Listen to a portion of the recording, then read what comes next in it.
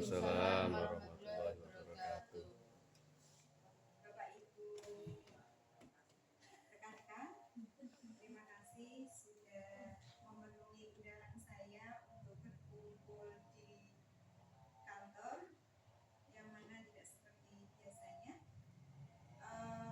Di sini saya akan berbagi oleh-oleh yang akan saya jalani selama kurang lebih 3 bulan ini, selama saya menjalankan pendidikan guru penggerak dan berhubung dalam kegiatan ini Ibu Kepala Sekolah SD 1 Muda nggak bisa hadir.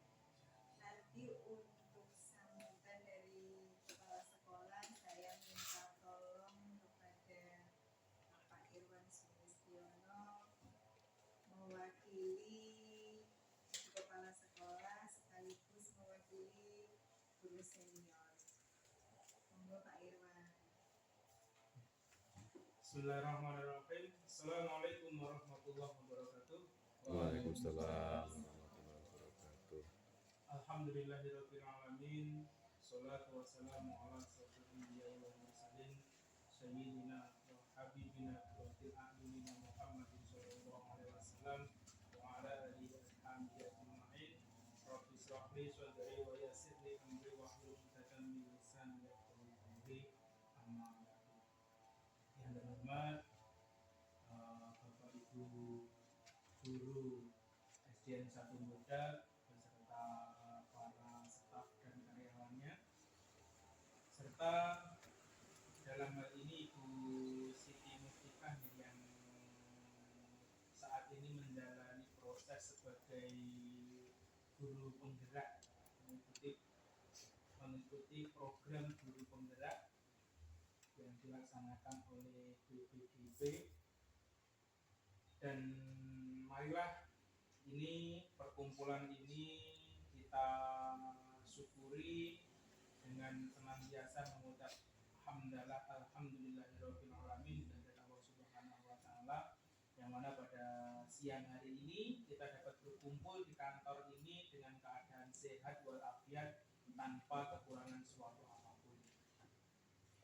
Yang kedua, sholawat serta salam tercurahkan, tersampaikan, tersanjungkan kepada junjungan kita Nabi besar Muhammad sallallahu alaihi wasallam, Nabi akhir zaman, Nabi yang kelak di yaumil qiyamah kita harapkan syafaatnya, dan semoga atas keikhlasan kita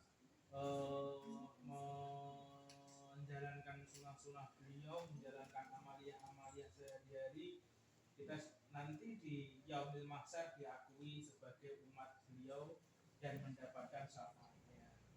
Senantiasa pada sholawat Allahumma sholli ala sayyidina Muhammad wa ala ali sayyidina. Bapak Ibu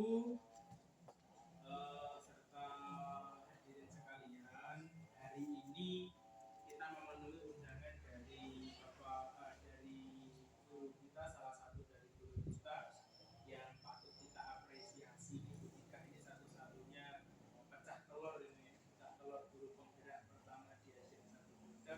Ini membagikan oleh-olehnya selama proses berapa bulan Bu? 3 bulan. Selama 3 bulan Ibu Tika sudah berproses luka didampingi oleh pengajar prakteknya. Ibu Tika dibimbing dalam hal penguatan pendidikan yang ada di Indonesia. Tentu kita tahu Bapak Ibu, tren pendidikan kita itu senantiasa berubah. Kurikulum pun juga demikian. Jadi selama saya berkecimpung di bidang pendidikan saja, kurikulum itu sudah berubah 3 kali. Yang pertama dulu adalah KTSP, kurikulum terpadu satuan pendidikan ya. Kemudian di mana trennya kalau di KTSP itu adalah ditekankan kepada materinya, jadi anak-anak itu menguasai materi seperti itu.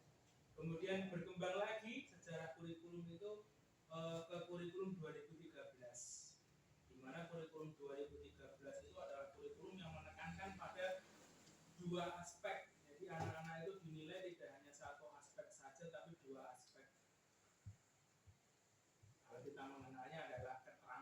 dan pengetahuan.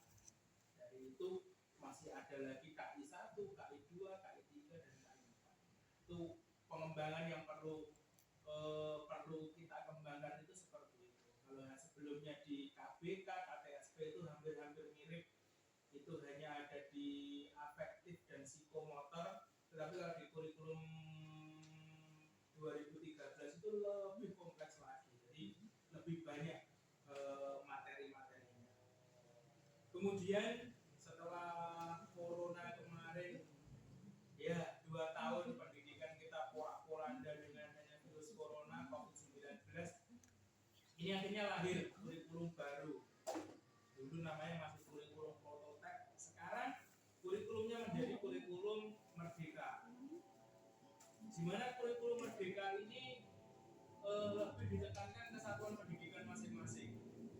Jadi ditekankan kesatuan pendidikan itu mempunyai tujuan pembelajaran. Kalau capaian pembelajaran sama se-Indonesia, tetapi tujuan pembelajaran ini berbeda-beda. Nah, dari kurikulum merdeka ini lahirlah sebuah program yang disebut dengan program guru penggerak, di mana motonya adalah tergerak, bergerak, dan menggerakkan.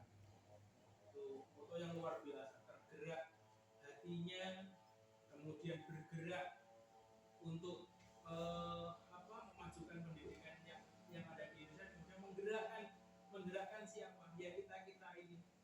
Mereka dijawab, guru ini perlu menggerakkan bagaimana bisa mencapai kompetensi yang diinginkan guru itu seperti apa. Kemudian tren sekarang, kalau dulu itu adalah keterampilannya, materinya. Nah sekarang di kurikulum merdeka ini adalah trennya adalah pembelajaran berdiferensiasi. Jadi bagaimana siswa yang mempunyai karakter kotak itu dimasukkan ke dalam lubang yang berbentuk kotak. Kemudian siswa yang berkarakter segitiga dimasukkan ke dalam kotak yang berbentuk lubang yang berbentuk segitiga dan seterusnya. Jadi anak itu mempunyai karakteristik yang berbeda-beda. Karakteristiknya berbeda-beda sesuai dengan kodrat alam, kodrat zaman, kodrat alam dan kodrat zaman itu sudah berbeda. Maka dari itu, Bapak Ibu, trennya adalah kita itu menghamba kepada anak. Kita itu menghamba kepada anak. Jadi anak itu bukan lagi kertas putih.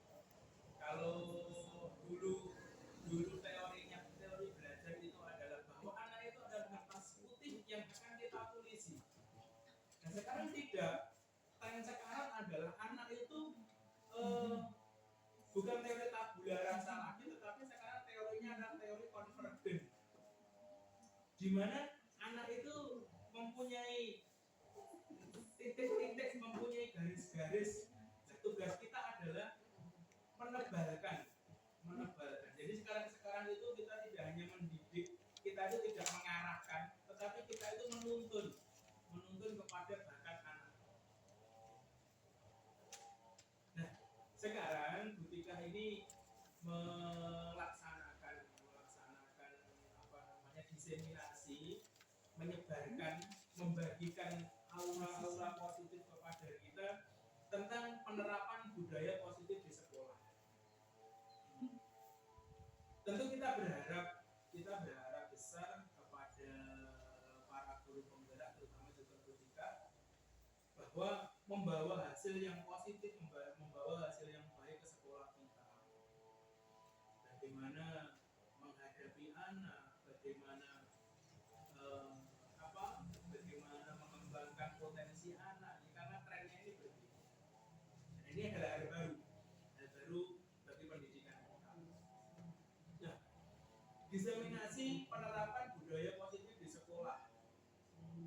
Sekolah yang idaman, Bapak Ibu, itu paling merupakan sekolah yang sesuai dengan cita-cita pendidikan. Nah, kita di lembaga ini punya cita-cita pendidikan yang kita sebut dengan visi dan misi. Kita akan memiliki visi berbudi Pancasila.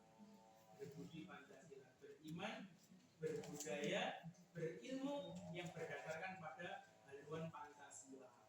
Ya, tujuan pendidikan kita bagaimana kita membentuk peserta didik, membentuk anak-anak itu yang beriman, berlandaskan ketuhanan, berlandaskan ketauhidan, beriman, berbudaya, berbasis budaya, apa budaya yang ada di sekitar kita, apa budaya kita, berilmu, artinya anak-anak mempunyai intelektual tanpa meninggalkan berpancasila, berbudi Pancasila. Jadi mempunyai nilai-nilai Pancasila. Ini selaras dengan cita-cita pendidikan kita, yaitu membentuk profil pelajar Pancasila. Nah, lantas bagaimana cita-cita pendidikan di sekolah kita? Ya, sekolah yang tentunya tempat untuk menuntut ilmu itu dengan keadaan yang nyaman untuk mengembangkan bakat yang dimiliki. Jadi keadaan yang nyaman, ya, dan mengembangkan bakat. Keadaan yang nyaman itu tentu akan menimbulkan aura-aura, menimbulkan, kalau kita boleh menyebutnya adalah menimbulkan dorongan yang akan memotivasi kita untuk mengembangkan bakat yang dimiliki. Tidak hanya bakat siswa, tetapi bakat dari Bapak Ibu guru. Inilah yang dimaksud dengan sekolah yang nyaman. Keadaan yang nyaman di sekolah dapat kita ciptakan dengan sekolah tanpa penindasan, bullying, dan kekerasan oleh semua warga sekolah. Kemudian kemarin Mas Menteri juga menciptakan hal baru lagi, di mana sudah sampai episode berapa sekarang? Episode Merdeka Belajar Indonesia. Episode Merdeka Belajar yang berjilid-jilid itu yang salah satunya adalah TPPK. TPPK yaitu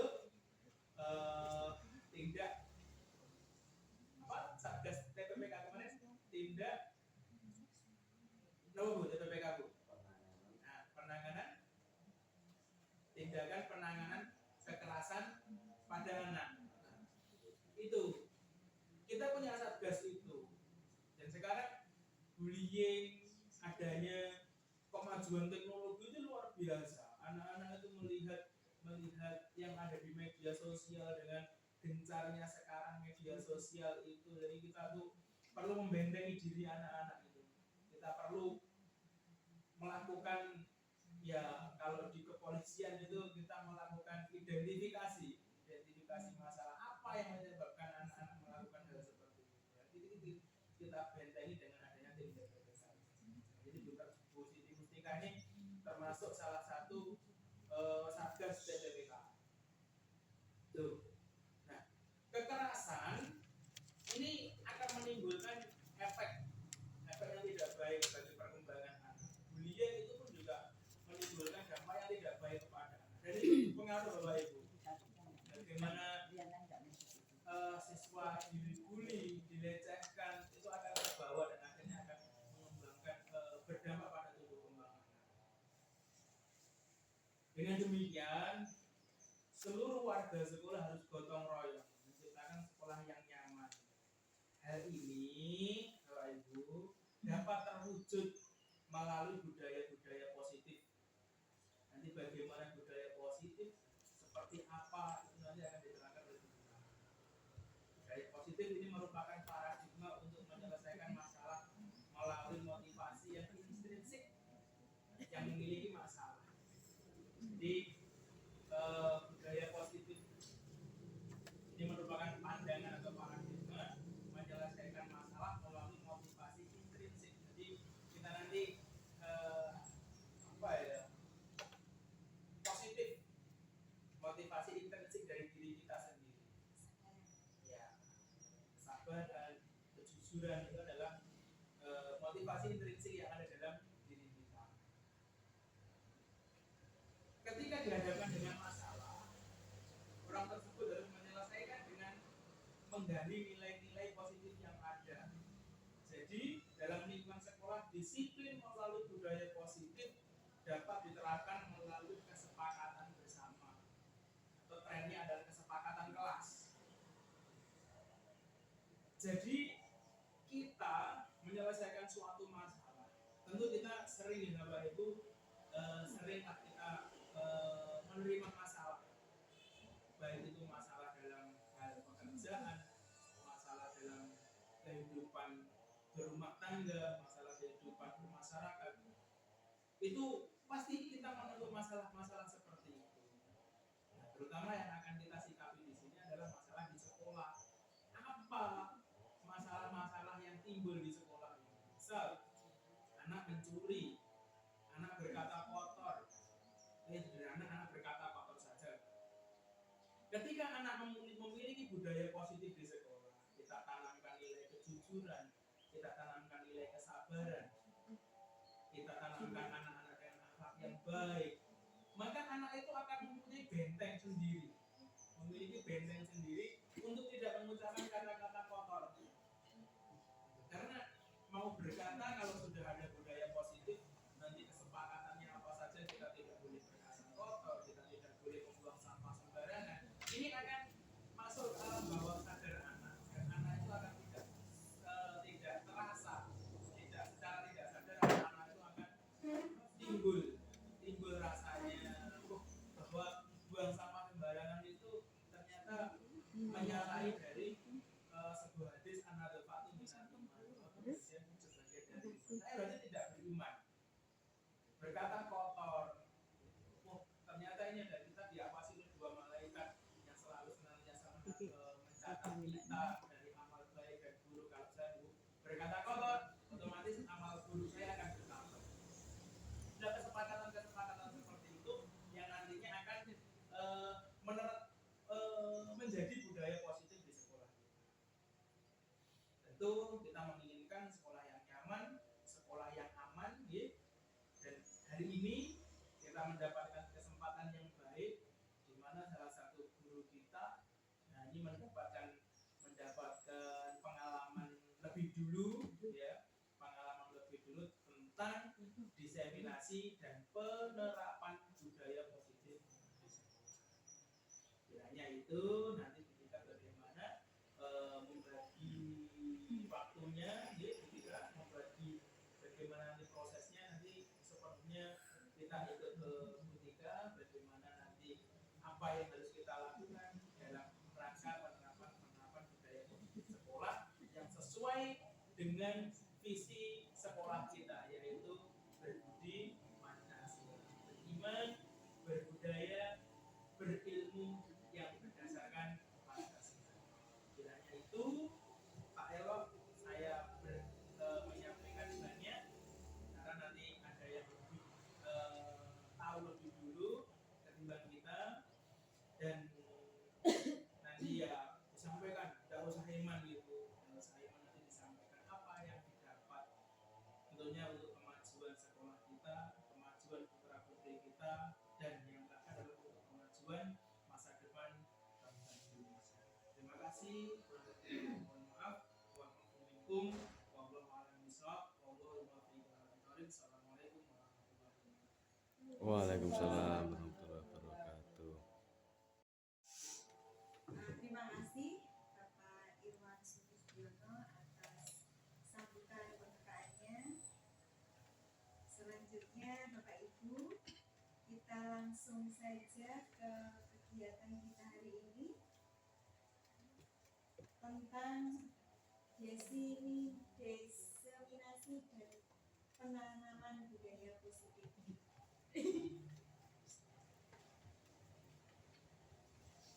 Budaya positif. Budaya positif merupakan perwujudan dari nilai-nilai atau keyakinan universal yang diterapkan di sekolah. Budaya positif diawali dengan perubahan paradigma tentang teori kontrol.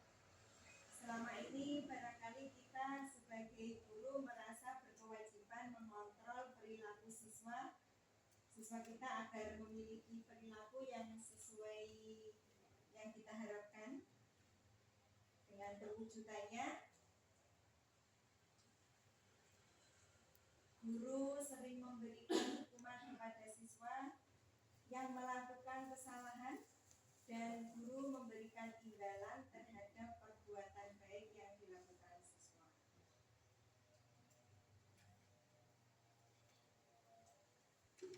Konsep budaya positif, konsep intinya Bapak Ibu, ada perubahan paradigma belajar, disiplin positif, nilai-nilai kebajikan, kebutuhan dasar manusia,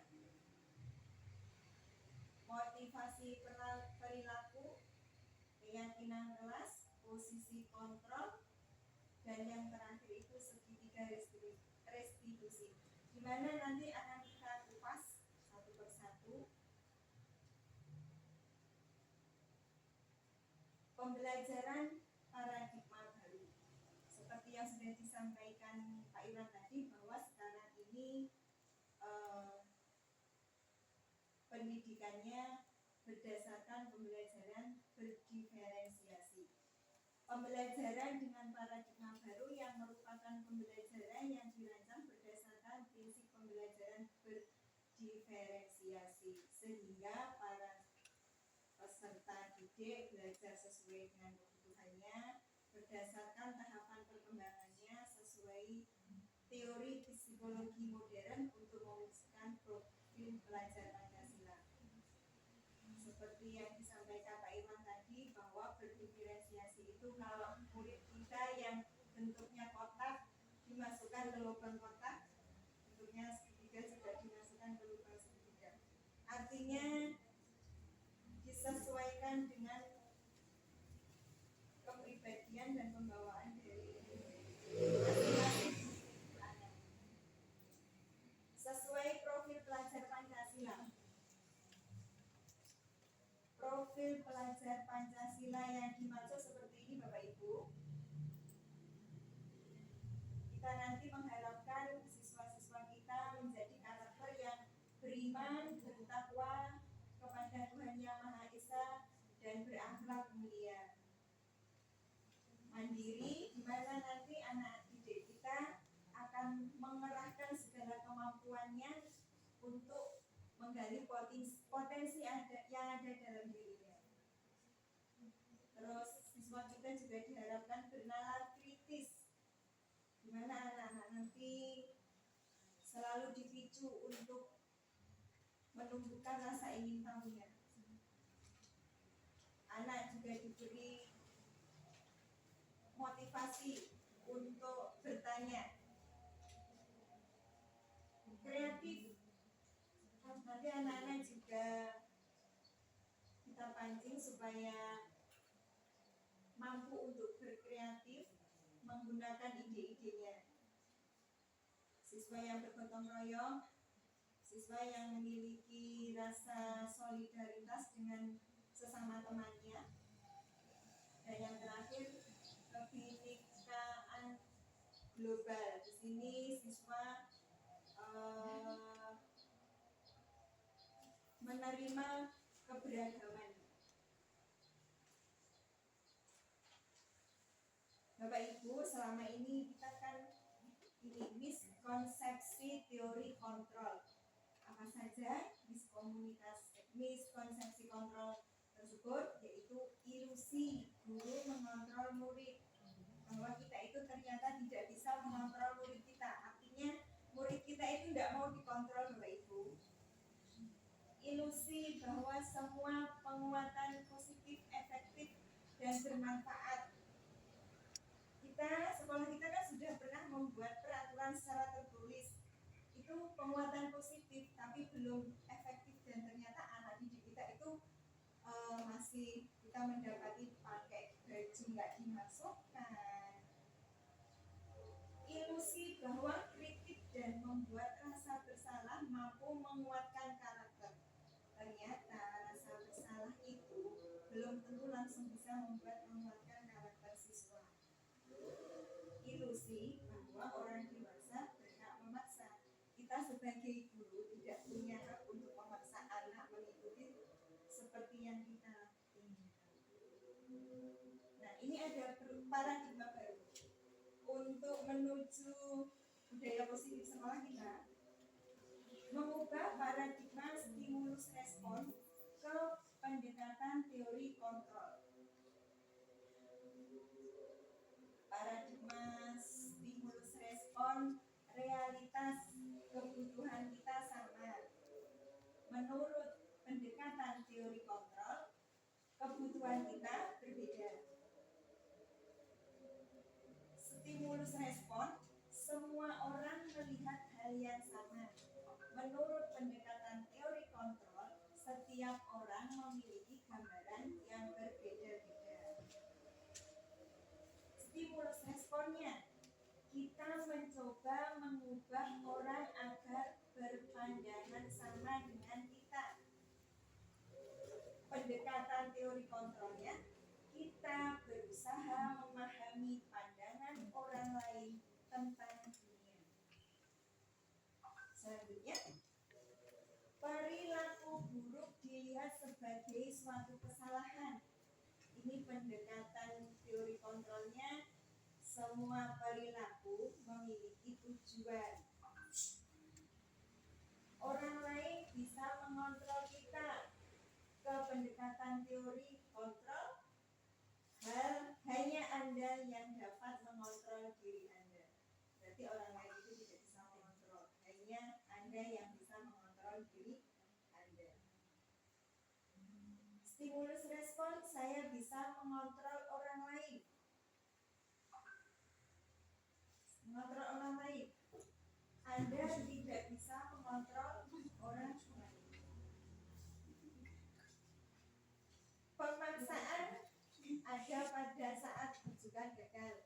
Elaborasi dan konsekuensi menciptakan pilihan-pilihan baru.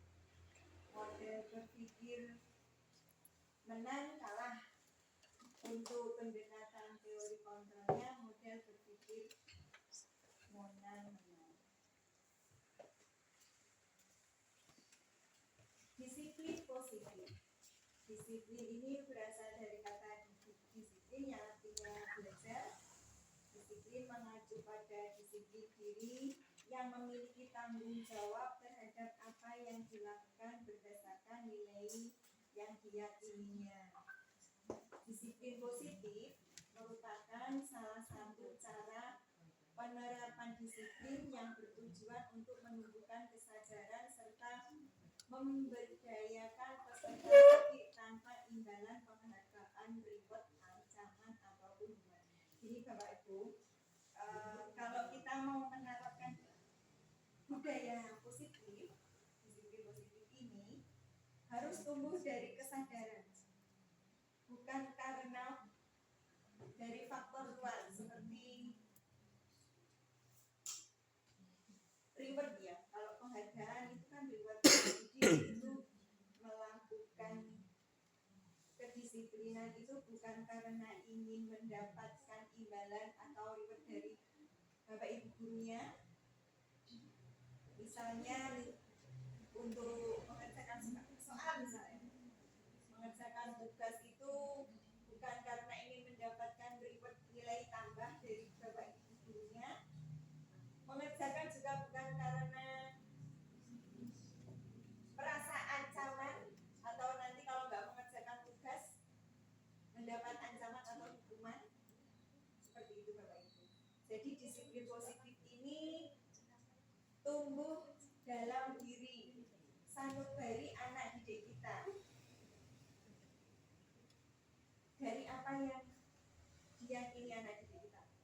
Sebagai pendidik, tujuan kita adalah menciptakan peserta didik yang memiliki disiplin diri sehingga mereka berperilaku mengacu kepada nilai-nilai pendidikan universal dan memiliki motivasi intrinsik dalam perubahan perilaku ke arah yang lebih baik.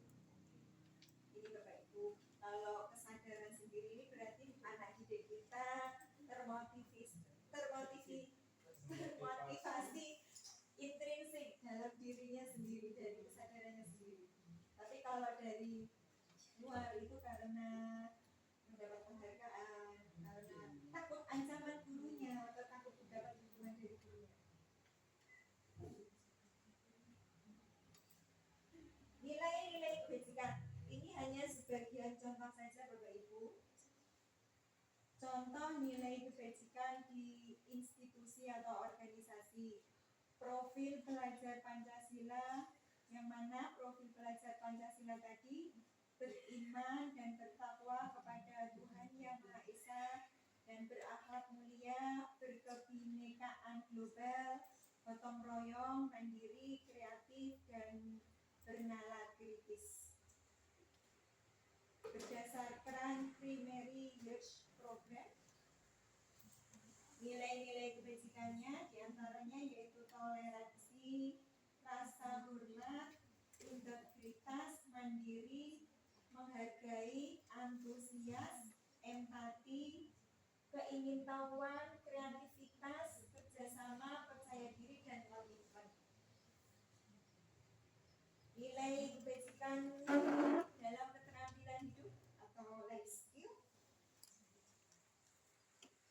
dapat dipercaya, lurus hati, pendengar yang aktif, tidak merendahkan orang lain, dan memberikan yang terbaik dari diri. Nilai-nilai kebajikan merupakan nilai yang disepakati bersama, lepas dari suku bangsa, agama, bahasa, maupun latar belakang. Kebutuhan dasar. Kebutuhan dasar ini merupakan segala sesuatu yang kita lakukan untuk mendapatkan apa yang kita inginkan. Seluruh tindakan yang kita lakukan memiliki tujuan tertentu, dan usaha terbaik yang kita lakukan adalah dalam rangka agar kebutuhan dasar kita terpenuhi dengan baik. Adapun kebutuhan dasarnya itu antara lain kebutuhan dasar kesenangan, Bapak Ibu, bahwa anak didik kita itu juga membutuhkan kesenangan. Kebutuhan cinta dan kasih sayang, anak didik kita juga membutuhkan cinta dan kasih sayang kita sebagai orang tua selama di sekolah, menjadi ibu dan bapak sebagai pengganti orang tua. Penguasaan, anak didik kita itu juga membutuhkan sebuah semacam pengakuan, penguasaan. Bertahan hidup, dan yang ini kebebasan. Kadang anak didik kita itu kalau cuma diajar di dalam kelas itu jenuh, Bapak Ibu, maka anak didik kita itu membutuhkan kebebasan juga. Tentunya dengan kebebasan yang terarah. Kebutuhan dasar manusia yang untuk bertahan hidup tadi meliputi makanan, pakaian, tempat tinggal, keamanan, dan kesehatan. Untuk yang kasih sayang dan rasa diterima, anak didik kita itu membutuhkan rasa diterima, dipedulikan, berbagi, bekerja sama, menjadi bagian dalam kelompok. Penguasaan, harga diri, keinginan untuk dianggap, anak didik kita nanti perlu seperti itu.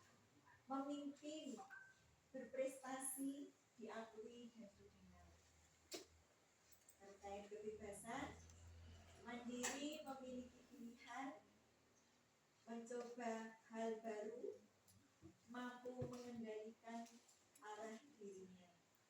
Sedangkan untuk kesenangan, bermain, humor, antusiasme, tertawa. Jadi saat belajar nanti bagaimana supaya didik kita itu tidak merasa tertekan. Motivasi perilaku manusia. Motivasi perilaku manusia ini meliputi untuk menghindari ketidaknyamanan hubungan. Ini motivasi ekstrinsik. Untuk mendapatkan imbalan penghargaan berupa reward tadi juga termasuk ekstrinsik.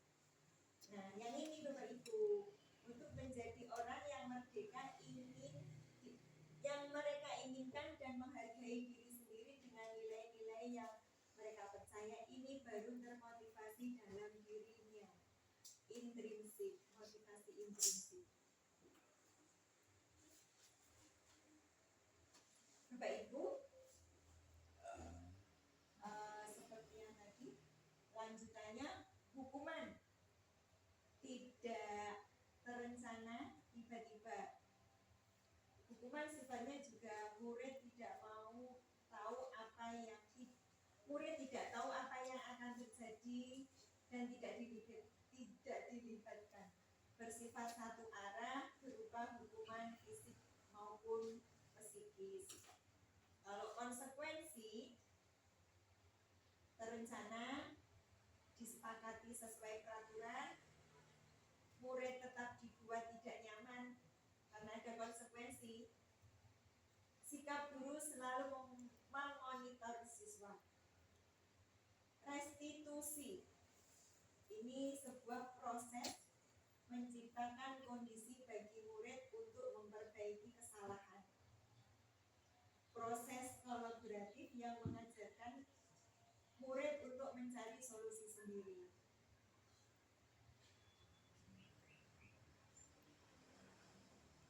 Lima posisi kontrol guru. Tadi penghukuman, membuat rasa bersalah, sebagai teman, memantau, memanajer. Nanti kita sebagai guru, sebagai pendidik, kita bisa mana yang masuk penghukuman, mana yang membuat rasa bersalah sebagai teman, memantau atau menjadi manajer. Di antara 5 posisi kontrol ini nanti kita sama-sama untuk ke arah di sini ya Bapak Ibu. Karena kalau penghukuman itu seperti yang sudah disampaikan Pak Irwan itu tidak berdampak bagus, malah berdampak negatif bagi anak. Merasa bersalah ini juga begitu, bisa membuat anak minder juga. Sebagai teman mulai bagus, memantau, tapi yang paling tepat nanti seperti ini. Kita untuk lebih memahami lagi. Contoh penerapan 5 posisi kontrol guru. Saya ambil contoh kasusnya saja, siswa tidak memakai atribut lengkap saat upacara bendera. Ucapan kita yang mana yang mengandung hukuman itu seperti ini Bapak Ibu. Atau tindakan kita yang termasuk penghukuman, hormat kepada bendera selama 1 jam. Ini termasuk penghukuman. Terus kalau sikap kita seperti ini, berapa kali ibu bapak harus memberitahu kamu? Kamu selalu saja mengecewakan ibu bapak. Ini termasuk membuat rasa bersalah. Berapa kali berapa kali bapak ibu harus memberitahu kamu selalu mengecewakan bapak ibu. Yang seperti ini sebagai teman, ayo dong ikuti aturan sekolah, tolong bantu ibu bapak ya sekali ini. Ya sudah, tidak apa-apa. Lain kali jangan sampai berbuat seperti ini lagi. Jadi anak didekati bapak ibu, kita ajak bicara, nada bicaranya ya tidak boleh tinggi. Ayo dong, sifatnya memuji. Pemantau seperti ini. Kamu sudah melanggar peraturan sekolah, kamu tahu konsekuensinya. Jadi kalau pemantau ini ada ini boleh, anak-anak itu tahu konsekuensinya. Setelah upacara kamu beli atribut ya ke koperasi dan jangan diulangi lagi. Ini sebagai kontrol pemantau. Sedangkan yang manajer, posisi kontrol manajer itu anak-anak dibuat menyadari apakah kamu tahu kesalahan kamu, kira-kira bagaimana kamu memperbaiki kesalahan kamu. Jadi di sini anak tidak merasa diancam, tidak merasa tekanan, tapi anak diajari untuk menyelesaikan masalahnya sendiri.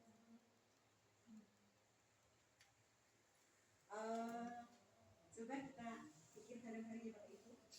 Kalau saya kecewa sekali dengan kamu, menurut Bapak Ibu ini posisi kontrol apa?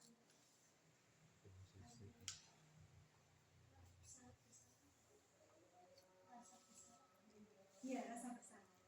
Merasa Masuk bersalah. posisi kontrol, memberi rasa bersalah padamu. Kalau yang ini tidak pernah benar melakukannya, posisi kontrol apa yang sedang kita lakukan?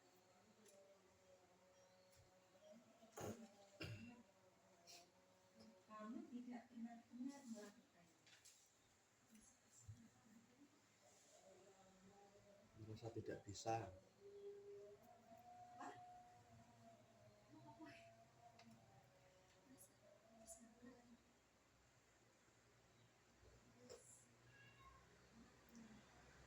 Dikembalikan kontrolnya. Kira-kira apa itu?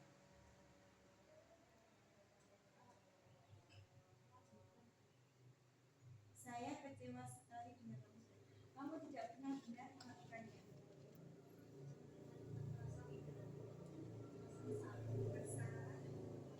Bersalah, rasa bersalah, apa rasa memantau? Posisi kontrol apa? Jadi pemantau? Memantau. Kemana? Memantau. Memantau. Apa rencana kamu untuk menyelesaikan masalah ini? Manajer, ya manajer. Ayolah lakukan ini Bapak Ibu ya. Posisi kontrol apa ya?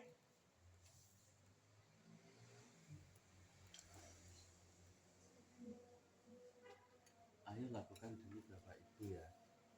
Ayolah lakukan ini Bapak Ibu ya. Mengajak, perintah. Apa?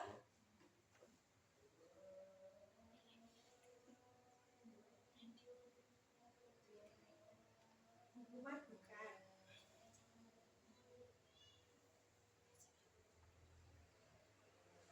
Pemandu.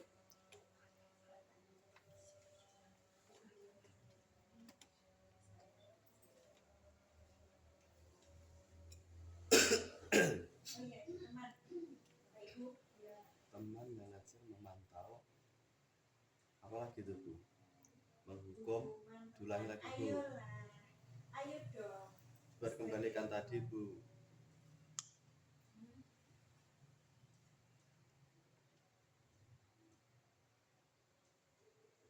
Kamu tidak pernah mendapat nilai jika tidak mengerjakan tugas. Bukan. Perintah. Bukan. Ayo. Kalau hukuman kan secara tiba-tiba. Kamu tidak pernah mendapatkan nilai jika tidak menjawab. Membuat orang merasa bersalah. Bukan. Kecewa kalau membuat siswa merasa bersalah itu. Kamu mengecewakan itu lagi. Apa sih tak Bu? Konsekuensi. Konsekuensi. Karena Konsekuensi. karena Ya. tidak mengerjakan tugas, konsekuensinya itu. Jadi kita sebagai guru memposisikan kontrol kita sebagai kontrol, memakai kontrol konsekuensi. Keyakinan kelas. Mengapa Bapak Ibu kok keyakinan kelas kok bukan peraturan kelas saja?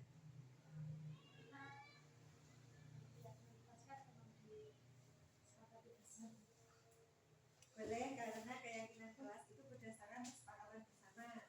Ya. Kalau peraturan sekolah, kalau peraturan kelas, Kalau peraturan yang membuat hanya beberapa saja, tidak semua. iya, karena kalau peraturan kelas itu cuma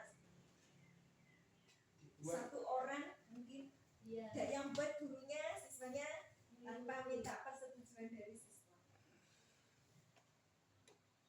Keyakinan kelas, setiap tindakan atau perilaku yang kita lakukan di dalam kelas dapat mewujudkan tercapainya sebuah lingkungan positif. Perilaku kelas tersebut menjadi kebiasaan, akhirnya menjadi budaya positif. Hal pertama yang dilakukan warga sekolah memiliki budaya positif adalah menciptakan kesepakatan kelas atau membuat keyakinan-keyakinan atau prinsip-prinsip dasar bersama antar warga kelas untuk mendapatkan nilai-nilai kebajikan yang disepakati bersama. Ini Bapak Ibu, karena berdasarkan kesepakatan bersama, makanya kita dan keyakinan kelas ini ngambilnya dari nilai-nilai kebajikan. Makanya yang kita pakai keyakinan kelas bukan peraturan. Untuk membentuk keyakinan kelas bersifat abstrak, tidak tertulis Bapak Ibu. Keyakinan kelas itu berbeda dengan aturan sekolah. Peraturan sekolah itu diketik terus ditempel di tembok. Berupa pernyataan universal dibuat dalam pernyataan positif. Sedikit saja agar mudah diingat. Untuk membuat keyakinan kelas ini supaya selalu diingat sama anak didik kita, itu kalimatnya nggak usah panjang-panjang Bapak Ibu, dan pernyataannya juga menggunakan kalimat yang positif, hindari menggunakan pernyataan negatif, karena ini nanti tujuannya untuk membudayakan kebudayaan positif. Sesuai dengan kondisi kelas dan sekolah, disesuaikan dengan kondisi kelasnya masing-masing dan kondisi sekolah kita tentunya, hingga mudah diterapkan. Semua warga sekolah maupun warga kelas dilibatkan saat membuat keyakinan kelas. Nah, Bapak Ibu, sebelum kita nanti praktek ke anak didik kita, bagaimana kalau kita simulasi dulu membuat keyakinan kelas? Bagaimana Bapak Ibu? Boleh. Mohon dibantu kertas, kemudian Rindi.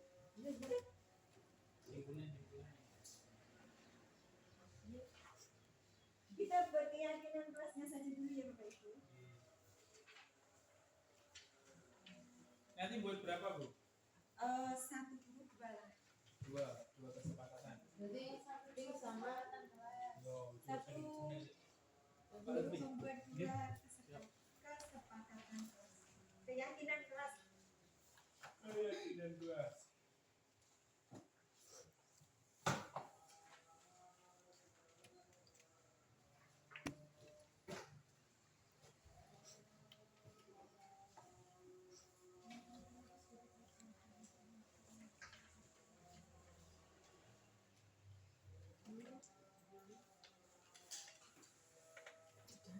Ini yang di kelas ya?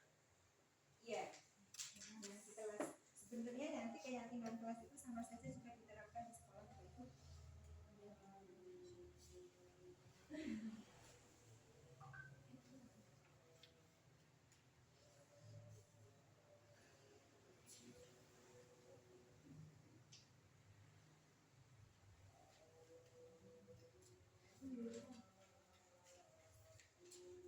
Nanti kalau sudah di ajaran baru, Bapak Ibu bisa mengimplementasikan, mempraktekkan langsung membuat keyakinan kelas dengan anak didik Bapak Ibu di kelas masing-masing. Satu orang dua keyakinan kelas.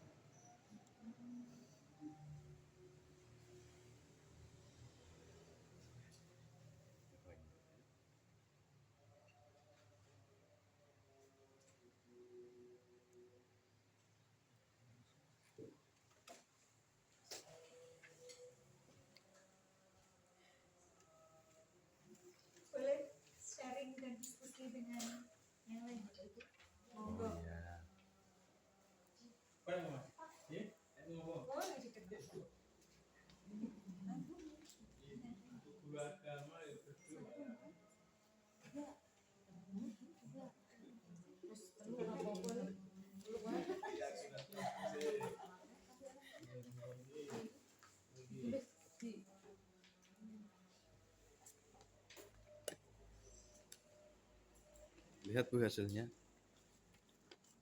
Seperti cakaran ayam ya. Ya, bagus. Nggak boleh sama ya. Nanti turunan.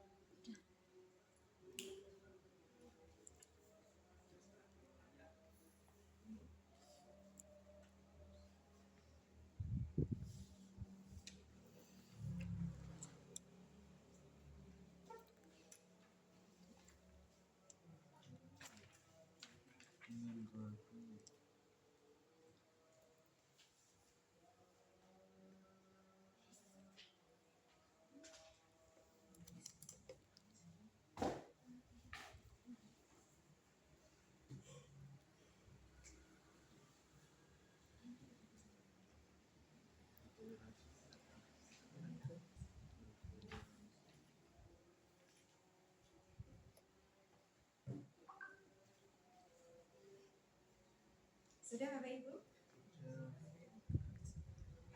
Bisa ditempelkan di papan ini ya? Iya. Sekaligus relaksasi dari posisi duduk. Ya. Kita gini ya. Hasilnya dari Bunia bagaimana Bunia hasilnya? Maaf ada catatannya ya. Bagus. Bukannya tuh dengan Dari Bu Rindi, dari Bu Rindi. 3 saja, enggak usah banyak-banyak. Oh iya, bagus. Disuruh 2 ya biasa. seluruh Harus dimakan. dulu. Iya, Kembar Mbak Rindik mas. Kembar Bapak Ibu. kembar sial. Kembar sial.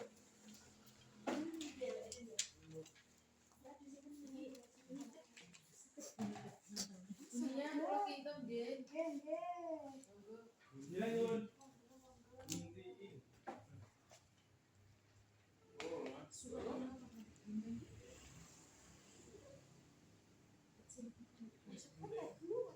Ora usah. Letih gak kecil. Udah wong. Kabeh kok titipi Bunia dititipi. Ya sama Pak Irwan aja yang ngaku. Lho itu.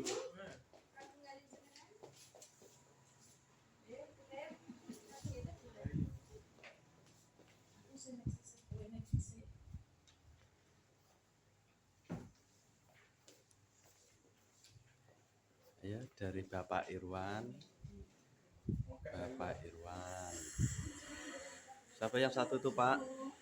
Ini punyanya Bunia, Bu Rindi. Bunia. Sitok, Bu. Ini dari Bapak Lutfi. Untuk Burana tenang mawon.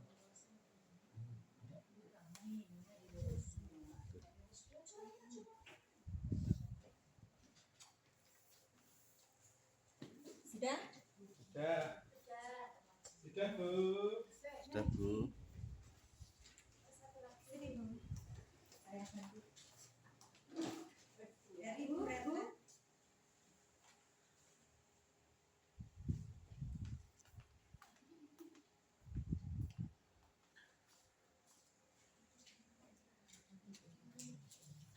Saya bacakan hasilnya ya Bapak Ibu.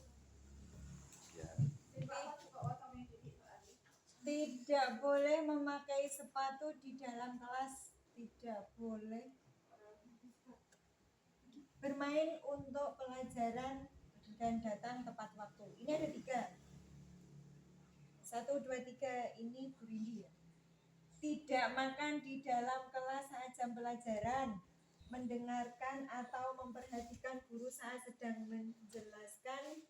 Dan yang ketiga, masuk kelas tepat waktu. Ini sudah sama dengan ini. Memperhatikan guru saat diterangkan. Sama sama dengan yang ini. Mendengarkan, memperhatikan, berusaha sedang menjelaskan. Berpakaian rapi, berkata sopan. Ya.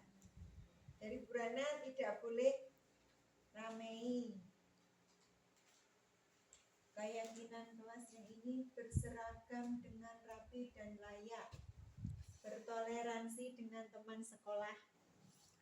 Dan yang terakhir ini berdoa sebelum belajar agar dimudahkan dalam menerima pelajaran. Membiasakan hidup bersih. Beriman bersih bagian dari hidup. Beriman sebagai apa? Kebersihan sebagian dari iman. Bapak Ibu, jika ini ada yang melakukan pelanggaran itu, anak didik kita nanti kalau membuat keyakinan kelas itu dikasih hindari hukuman, tapi diberi apa? Ribet. Konsekuensi untuk itu. Nah, konsekuensi ini nanti Bapak Ibu, anak-anak yang membuatnya. Jadi keyakinan kelasnya yang membuat anak didik kita, nanti yang menyepakati guru dan anak didik. Untuk konsekuensinya juga seperti itu. Harus anak didik kita yang membuat, yang menyepakati juga anak didik kita. Kita coba membuat konsekuensinya ya Bapak Ibu. Yang warna merah. Yang warna pink. Dunia pink Bu. Terus kayak dunia ini. Bagi dua. Ya. Bagi dulu. Bagi dulu. Ya. Iya. Ini buat Kelly lah kok.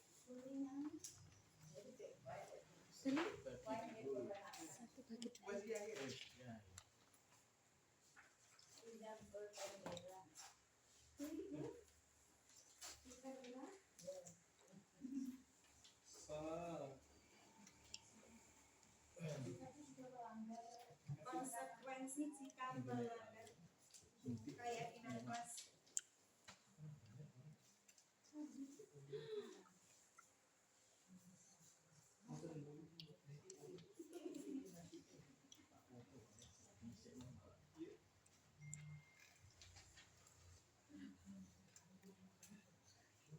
Konsekuensi. Ya, konsekuensi Pak. Konsekuensi.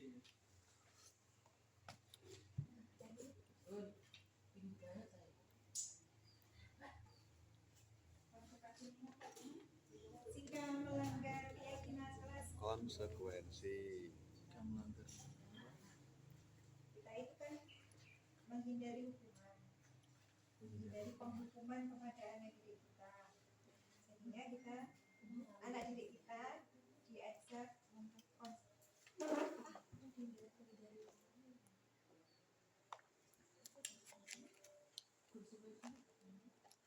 kalau yang penghukuman itu biasanya bendera 1 jam, berlari mengelilingi lapangan 10 kali, konsekuensi.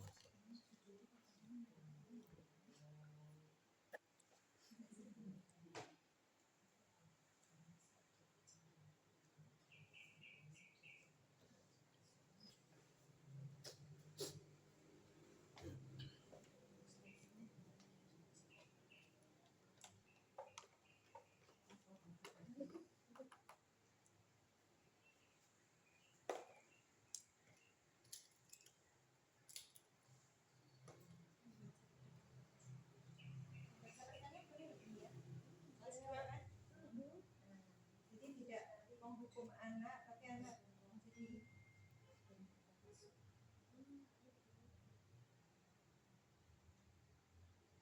kalau kelasnya itu apa ya Bu?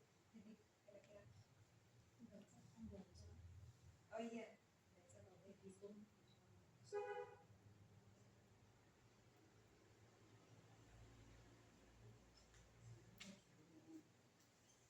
berapa? Terima kasih. Dua. Ini dua.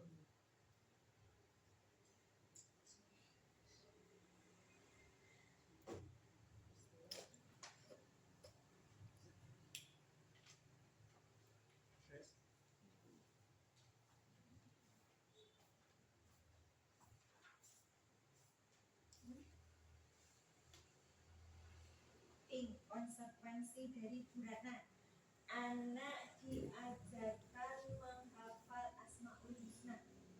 Ya, jika anak melanggar keyakinan kelas, maka untuk menghafal Asmaul Husna.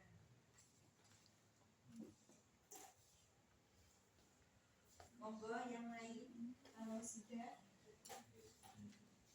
silakan ditempelkan di sebelah. Mengikuti yang lain.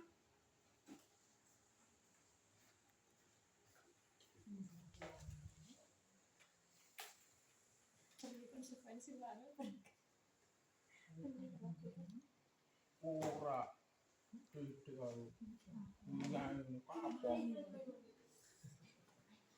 Konon macak yang kelas ini. Kontraktir konconya. Membelikan tahu goreng gurunya. Nanti gurunya juga makan tahu goreng. Gila, sumpah.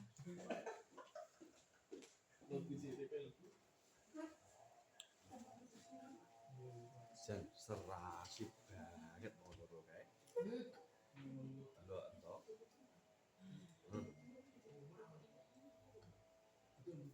Ini ibu.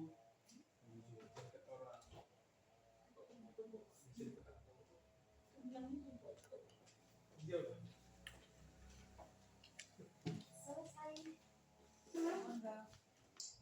Iya, Ini sing satu berapa aku jawab dua mau apa orangnya sini mewakili orang dari bukan guru kelas ya jadi puasa itu Ramadan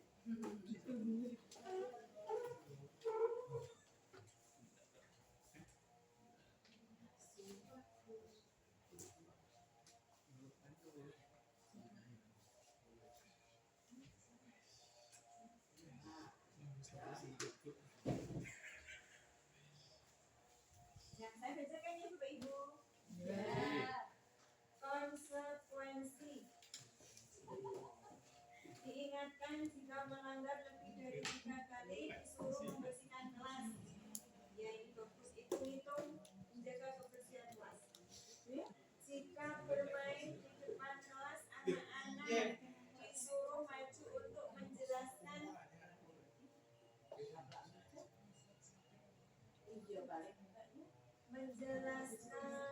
materi.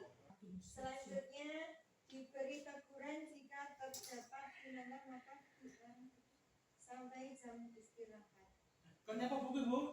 Diberi teguran jika tetap dilanggar, makanan ditaruh di depan sampai jam istirahat. Ini Mangan aku udah jero kelas gue.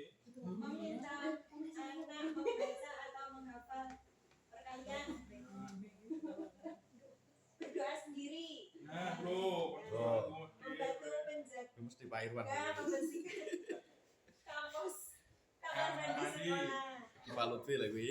Oh, Konsekuensi yang terakhir, jika melanggar kesepakatan kelas, maka saya akan merapikan buku di pojok baca.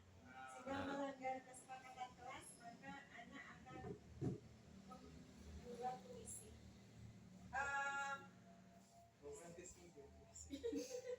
Setelah kesepakatan itu tadi, selanjutnya Bapak Ibu, segitiga restitusi. Apa itu segitiga restitusi? Suatu proses dialog yang dijalankan oleh guru agar dapat menghasilkan murid yang mandiri dan bertanggung jawab. Segitiga restitusi itu terdiri dari menstabilkan identitas Bapak Ibu berdasarkan prinsip pembuat kesalahan adalah bagian dari proses pembelajaran. Ucapan atau perilaku kita untuk menstabilkan identitas berbuat salah itu wajar.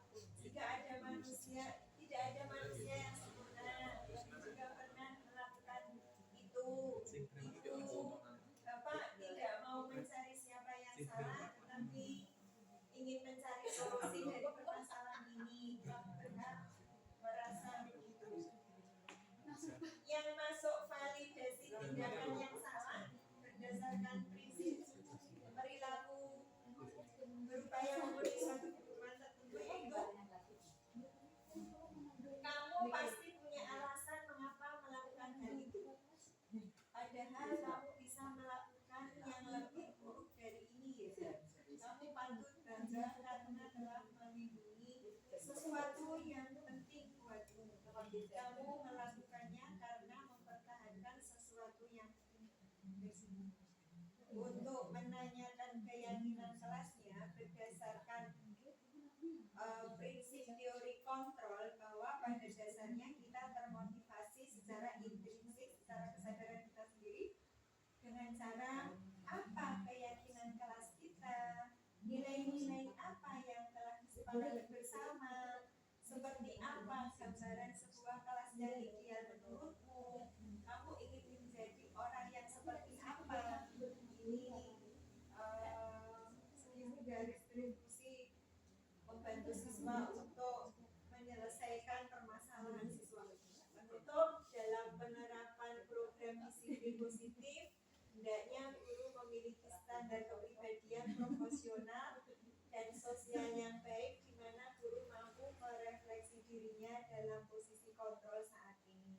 Bagaimana pembelajaran dirinya sebagai among manajer yang menuntut murid-muridnya menjadi insan yang mandiri, merdeka dan bertanggung jawab sesuai standar pendidikan nasional. Itu Bapak Ibu, oleh-oleh saya selama 3 bulan di pendidikan guru penggerak.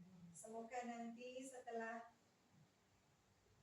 liburan ajaran baru nanti kita secara bersama-sama bisa mengimplementasikan budaya positif dan juga membuat keyakinan kelas, kesepakatan kelas di sekolah kita, di kelas kita masing-masing. Bagaimana Bapak Ibu?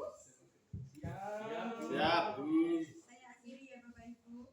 Mungkin ada yang mau refleksi, monggo. Ada tidak? Tidak, Bu. Bukannya belum biasanya Refleksi. Ada tidak Bu? refleksinya nih loh. Kalau tidak, saya akhiri. Bagaimana Bapak Ibu? Iya, Bu.